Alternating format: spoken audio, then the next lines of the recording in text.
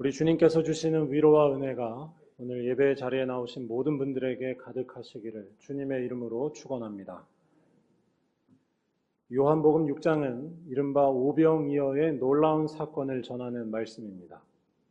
이 놀라운 사건 자체만 생각해 보면 이 일이 있고 난 뒤에 예수에 대한 인기는 당연히 올라갔을 것으로 보입니다. 엄청난 사건이 있고 나서 많은 사람들이 이제 예수께 몰려와 예수의 제자가 될 것으로 예상해 보는 것입니다.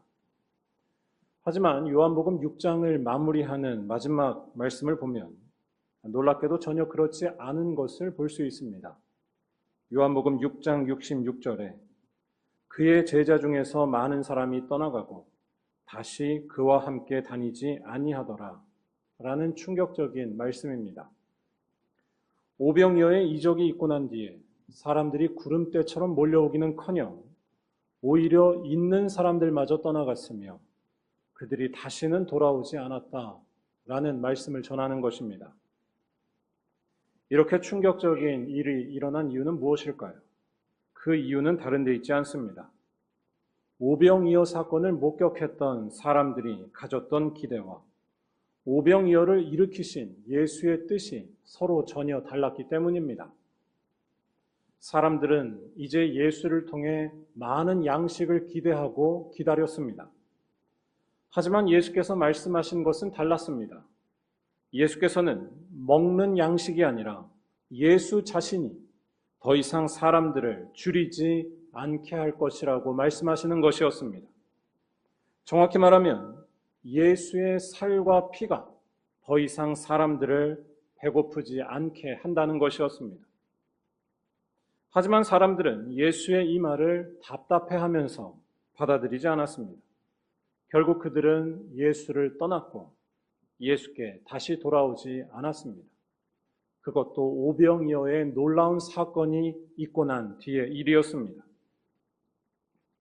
다시 말해 사람들의 믿음과 예수의 믿음은 달랐습니다. 그들은 예수가 자신들을 배부르게 하거나 삶을 풍족하게 한다고 믿지 않았습니다. 예수가 아니라 지금 당장 입에 들어갈 양식이 내 목숨을 지켜주고 삶을 부욕해 한다고 믿은 것입니다. 자기 살을 먹으라는 해괴한 이야기를 하는 예수가 목숨을 지켜주는 것이 아니라 예수든 누구든 만들어주기만 하면 땡큐인 풍성한 양식이, 재물이 나를 지켜준다고 본 것입니다. 아니, 더 정확히 말하자면 무조건 자기 뜻대로 해야만 된다는 것이었습니다. 오병이어 사건 당시 사람들의 이러한 모습은 오늘날 사람들의 모습, 아니 우리들의 모습과도 크게 다르지 않다 할 것입니다.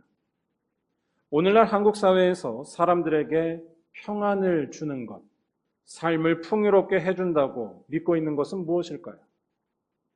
예수가 아니라 예수든 부처든 산신령이든 만들어주기만 하면 되는 양식과 재물, 세상에서의 인정이, 아니 자기 뜻이 결국 생명과 평안이라고 믿지 않고 있나요? 이런 모습은 요한복음 6장의 상황으로 말하자면 예수 자신만이 생명이라고 말씀하시는 그 이야기를 듣고서는 짜증을 내다가 결국엔 떠나버린 이들과 다를 바가 없습니다. 그런데 오늘 말씀에서 예수께서는 줄기차게 자신의 이야기를 전하십니다. 48절에서 50절까지 해서 그는 이렇게 말씀하십니다. 내가 곧 생명의 떡이니라. 너희 조상들은 광야에서 만나를 먹었어도 죽었거니와 이는 하늘에서 내려오는 떡이니 사람으로 하여금 먹고 죽지 아니하게 하는 것이니라. 아멘.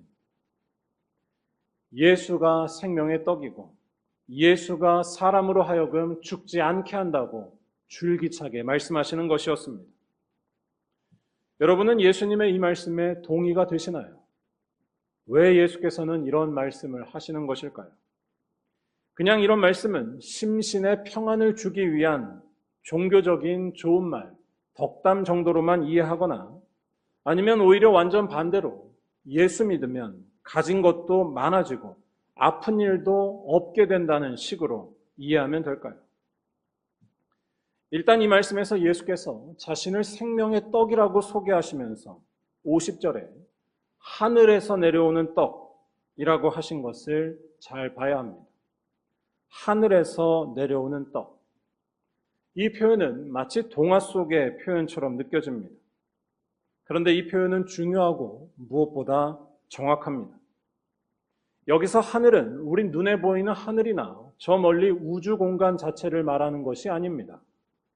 성경에서 하늘은 하나님 계신 곳을 말합니다. 다른 말로 하자면 하늘은 생명이 있는 곳입니다. 하나님만이 생명이시기 때문입니다. 다시 말해 생명이신 하나님 계신 곳이 하늘이고 예수께서는 그 하늘에서 오셨다는 것입니다. 이 말을 뒤집어 말하자면 이렇게 말할 수 있습니다. 생명은 철저히 우리들에게서 감춰져 있다는 것입니다. 생명의 떡이신 예수께서는 우리가 보고 느끼고 살아가는 이 땅에서 오신 것이 아니라 우리가 다 알 수 없는 하늘에서 오셨다는 것입니다. 진정한 생명은 우리들의 경험과 지식, 이성으로 다 파악할 수 없다는 말씀입니다. 자기 뜻대로 다 한다 하더라도 세상에서 가질 것을 다 가져도 생명을 얻지 못합니다. 생명은 우리가 가진 것도 우리가 다룰 수 있는 것도 아니고 감춰진 비밀과 같다는 말씀입니다.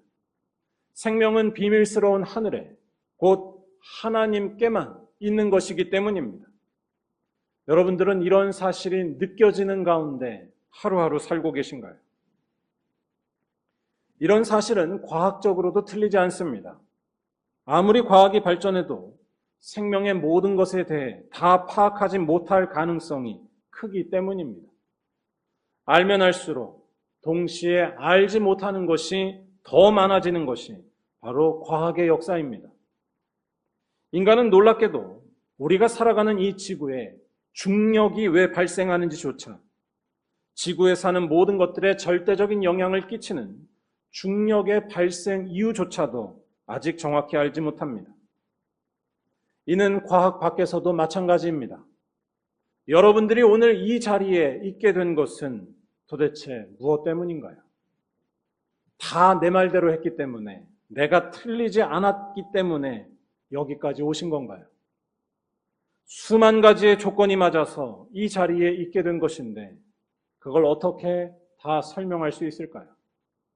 단지 먹고 살 조건이 되어서 내가 선택해서 이렇게 있는 것일까요? 우리의 존재 자체가 가진 놀라운 그 이해할 수 없음을 여러분들은 느끼고 계신가요? 뒤집어 말해 생명은 근본적으로 우리들에게 있다고 말할 수 없습니다. 재물이 많다고 해서, 지식이 많다고 해서 생명을 예측할 수도, 소유할 수도, 관리할 수도 없습니다. 생명이 어떻게 왜 있는지 우리에게는 감춰져 있습니다. 생명은 하나님께만 있는 하나님의 것이고 우리는 그분의 선물로 이 생명을 얻은 것입니다. 바로 하늘에서부터 받은 것입니다. 그런데 오늘 말씀은 놀라운 이야기를 하고 있다는 것입니다. 예수가 바로 그 하늘에서 내려오신 떡이라는 것입니다. 우리 다시 한번 51절을 읽어보겠습니다. 나는 하늘에서 내려온 살아있는 떡이니 사람이 이 떡을 먹으면 영생하리라. 내가 줄 떡은 곧 세상의 생명을 위한 내 살이니라 하시니라. 아멘. 이 말씀에서 예수께서는 자신이 누구신지를 분명하게 밝히십니다. 예수께서는 하늘에서 내려온 살아있는 떡이라는 것입니다. 다시 말해 우리가 소유할 수도 없고 관리할 수도 없는 생명을 예수께서는 가지셨다는 말이 됩니다. 그리고 이 사실 때문에 예수를 먹으면 영생한다고 말하는 것입니다. 바로 유일한 생명이신 하나님과 결속되며 하나님과 떠나지 않으며 하나님과 가까이 하게 된다는 것입니다. 다른 것들은 이런 일을 할 수가 없는데 예수께서는 하신다는 것입니다. 예수를 먹고 그와 함께하면 내가 생존할 수 없는 상황이 오더라도 그때에도 하나님이 나를 책임지실 것을 신뢰할 수 있으며 무엇을 먹을까, 무엇을 마실까 염려하지 않게 된다는 것입니다. 하나님만이 생명이신데 그분과 내가 더 이상 떨어지지 않음을 믿기 때문입니다. 예수는 바로 그 일을 우리들에게 행하시는 분이라는 것입니다. 그는 하늘에서 내려오신 살아있는 떡이기 때문입니다. 이런 사실에 날마다 눈을 뜨는 것이 우리 기독교 신앙의 핵심이라고 말할 수 있습니다. 좀 더 설명을 드리자면 비유컨대 어린 자녀가 부모님과 함께 밖에 나가 외식을 할 때의 모습을 생각해 보시기 바랍니다. 아이들은 아무런 걱정을 하지 않습니다. 자기들 호주머니에 동전 하나 없어도 또는 그 식당이 어떤 식당인지 아는 것이 전혀 없어도 아무런 걱정을 하지 않습니다. 부모가 자기들을 데리고 왔기 때문입니다. 부모에 대한 신뢰 때문에 어떤 식당에 가더라도 또는 가진 것이 지금 없어도 상관없이 노래 부르면서 있을 수 있고 편안하게 지낼 수 있는 것이 자녀의 모습입니다. 아니, 단지 심리적으로만 그런 위안을 얻는 것이 아닙니다. 이 자녀들은 반드시 맛있는 밥을, 최고의 밥을, 꼭 필요한 양식을, 나를 먹여 살릴 밥을 먹게 된다는 것입니다. 그리고 오늘 말씀에서 예수께서 행하시는 일, 그가 말씀하신 것도 마찬가지라는 말씀입니다. 예수와 함께하고 그를 믿고 의지하며 그분을 생명의 떡으로 먹고 마실 때에 우리는 더 이상 배고프지 않게 된다는 것입니다. 생명이신 하나님과 끊어지지 않기 때문에 영원한 양식이 늘 있게 된다는 것입니다. 언제나 하나님과 가까이 있게 되며 언제나 하나님을 나의 아버지라 부를 수 있게 되며 그분이 나를 인도하심을 어둠 속에서도 신뢰하게 되는 것입니다. 심지어는 생존할 수 없는 상황이 우리들에게 오더라도 죽음에 이르더라도 하나님이 나를 버리지 않으심을 믿고 신뢰하는 것입니다. 영생하게 되는 것입니다. 왜냐하면 예수께서는 하늘에서 내려온 떡이시기 때문입니다. 생명이신 하나님과 하나이신 분을 우리는 만났기 때문입니다. 예수를 통하여 우리는 하나님과 결속한다는 것입니다. 그런데 여기에서 중요한 것이 하나 있습니다. 이렇게 예수를 통해 하나님과 결속한다는 것, 예수를 생명의 떡으로 먹고 마신다는 것, 이것은 도대체 무슨 뜻일까요? 그것을 밝혀주는 것이 51절의 마지막 구절입니다. 내가 줄 떡은 부터 시작되는 부분을 우리 다 함께 한번 읽어보겠습니다. 내가 줄 떡은 곧 세상의 생명을 위한 내 살이니라 하시니라. 아멘. 세상의 생명을 위한 내 살이니라. 예수께서는 여기에서 예수께서 주시는 떡이 곧 예수의 살이라고 말씀하십니다. 그렇다면 이 말은 우리가 예수의 살을 뜯어먹는 회개한 모습에 대해 말하고 있는 것일까요? 일단 예수의 살이라는 말은 그의 죽으심, 그의 육체가 완전히 죽으신 것을 나타냅니다. 더 정확히 말할 때 세상의 생명을 위한 내 살이라는 이 말은 그의 십자가 죽음을 말한다고 할 수 있습니다. 세상을 위한 예수의 살은 모든 사람을 위해 자기 육체를 버리신 예수님의 죽음, 십자가 사건을 의미하기 때문입니다. 예수께서는 정말로 죽으셨습니다. 그의 육체가, 그의 살이 하나님 앞에 세상을 위해 드려졌습니다. 그렇다면 이러한 예수의 살을 먹는다는 것의 의미는 분명해진다고 할 수 있습니다. 1차적으로는 우리가 성찬식을 통해 예수의 살과 피를 받아 먹는 것입니다. 그런데 더 근본적인 것을 잊으면 안 됩니다. 성찬식이 가리키는 바, 곧 십자가에 달리신 예수와 하나가 되는 것입니다. 예수의 고난과 죽음에 동참하는 것이 바로 예수의 살을 먹는 것입니다. 우리는 성찬식을 행할 때마다 이 사실을 기억하고 다짐하고 결단한다는 것입니다. 여러분 잘 생각해 보시기 바랍니다. 먹는 것에 대한 이야기가 오늘 말씀의 중요한 흐름인데요. 먹는다는 것은 곧 하나가 된다는 뜻입니다. 먹는 것과 여러분이 하나가 되기 때문입니다. 먹는 것이 곧 여러분의 생명이 됩니다. 먹는 것이 곧 여러분이 됩니다. 더 쉽게 말할 때 먹어야지만 우리는 힘을 얻고 살아갈 수가 있습니다. 먹지 않고 살 수 있는 사람은 아무도 없습니다. 먹는 것은 우리의 삶을 움직이는 근원적인 힘인 것입니다. 다시 말해 예수의 살을 먹는다는 것, 이것은 다른 뜻이 아닙니다. 이는 예수와 하나가 되기로 결단하는 것입니다. 예수가 우리의 삶에 힘이 된다는 것을 믿는 것입니다. 그분만이 나의 생명이심을 고백하는 것입니다. 더 확실히 말하자면 십자가에 달리신 예수님과 하나가 되기로 결심하는 것입니다. 예수께서 이 땅에 오셔서 하신 일은 세상에서 높아지신 것도 아니고 업적을 쌓은 것도 아니고 십자가에 달리신 일, 하나님의 뜻 앞에 자기를 다 비우고 낮아지신 그 일이었기 때문입니다. 예수의 살을 먹고 그와 하나가 되는 것은 바로 그의 십자가에 동참하는 것이라는 말씀입니다. 그리고 이렇게 예수의 살을 먹기 위해 그의 십자가에 동참할 때 그 사람은 영원한 생명을 얻는다는 것이 오늘 말씀의 약속입니다. 이 떡을 먹으면 영생하리라. 사람으로 하여금 먹고 죽지 아니하게 하는 것이니라.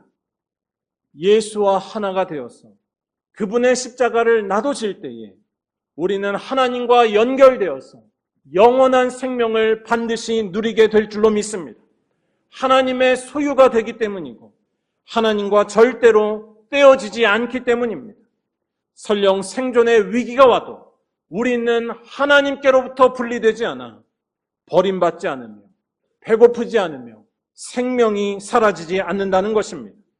우리가 먹은 예수는 하늘에서 내려온 떡, 곧 하나님의 생명을 가지신 분이기 때문입니다.